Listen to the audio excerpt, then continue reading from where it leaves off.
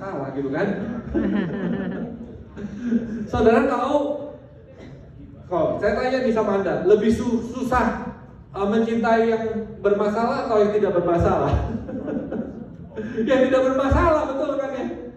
Tapi di tempat kami di New York, kita belajar mencintai siapapun yang Tuhan kirim. Gesekan terlalu banyak terjadi. Oleh sebab itu kita harus belajar tentang kasih. Kadang kita didoakan sama Tuhan, Tuhan belajar berikan aku hati seperti hatimu, mengasihi jiwa-jiwa. Benar nggak sih doanya? Biasanya kalau kayak begitu kan yang dikirim yang aneh-aneh dalam hidup kita. Orang-orang yang, kalau dalam bahasa Perancisnya ini, bencekno.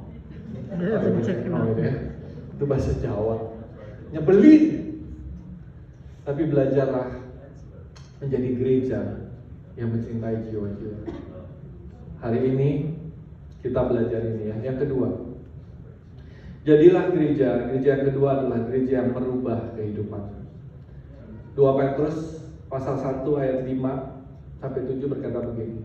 Justru karena itu, kamu harus dengan sungguh-sungguh berusaha untuk menambahkan kepada imanmu kebajikan, dan kepada kebajikan pengetahuan, dan kepada pengetahuan penguasaan diri, pada penguasaan diri ketekunan, dan kepada ketekunan dan kesalehan, dan kepada kesalehan kasih akan saudara-saudara, dan kepada kasih akan saudara-saudara kasih akan semua orang.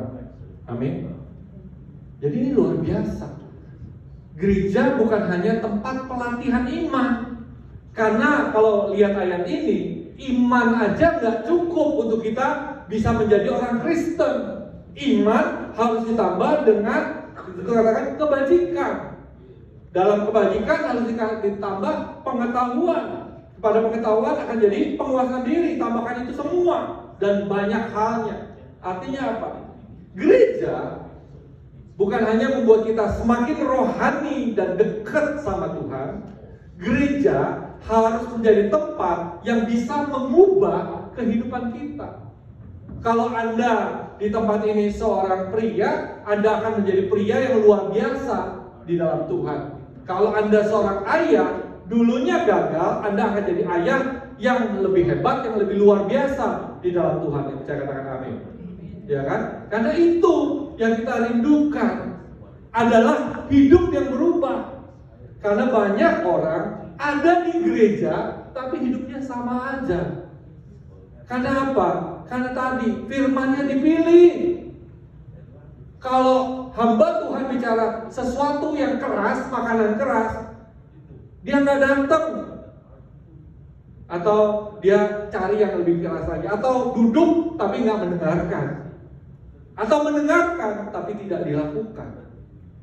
Gereja harus bisa menjadi orang, jadi instrumennya Allah untuk bisa mengubah kehidupan kita. Kalau Anda seorang wanita di tempat ini, Tuhan bisa jadi ibu yang lebih dahsyat, ibu yang luar biasa, jadi istri yang mendukung suami, istri yang jadi berkat buat orang.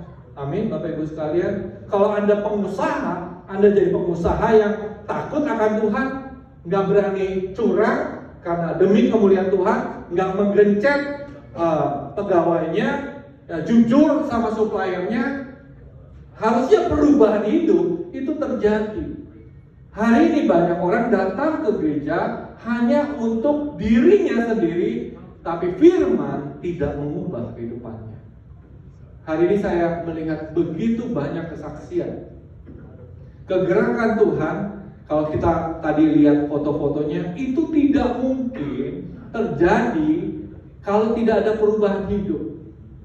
Hari ini tadi saya ngumpul sama teman-teman gitu ya, seharian kemarin juga cerita-cerita, banyak kesaksian demi kesaksian, banyak perubahan demi perubahan, banyak jiwa yang dimenangkan. Kalau itunya nggak ada, gereja tidak akan bertumbuh. Betul? Setuju? Yang setuju katakan amin. Tapi begitu banyak cerita. Kalau di tim kami, ya itu seringkali banyak sekali kesaksian-kesaksian masuk dan dikumpulin Bapak Ibu sekalian. Jadi kalau Anda komen di saat teduh atau tulis kesaksian di gms.church/connect nih, di situ ada kolom untuk kesaksian. Itu kita kumpulin Bapak Ibu sekalian. Karena itulah yang menjadi isi hati kami. Perubahan hidup. Untuk Anda bisa berubah. Untuk Anda semakin serupa dengan Kristus. Amin.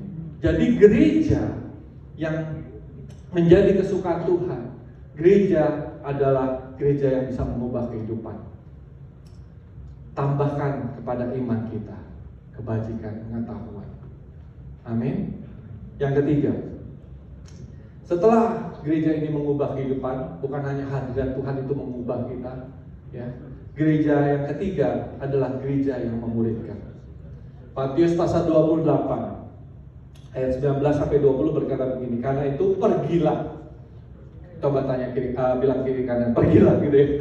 Tapi jangan sekarang itu, pergilah ya. Tapi pergilah, ya kan? Karena kenapa? Jadikanlah semua bangsa muridku dan baptislah mereka dalam nama Bapa dan Anak dan Roh Kudus.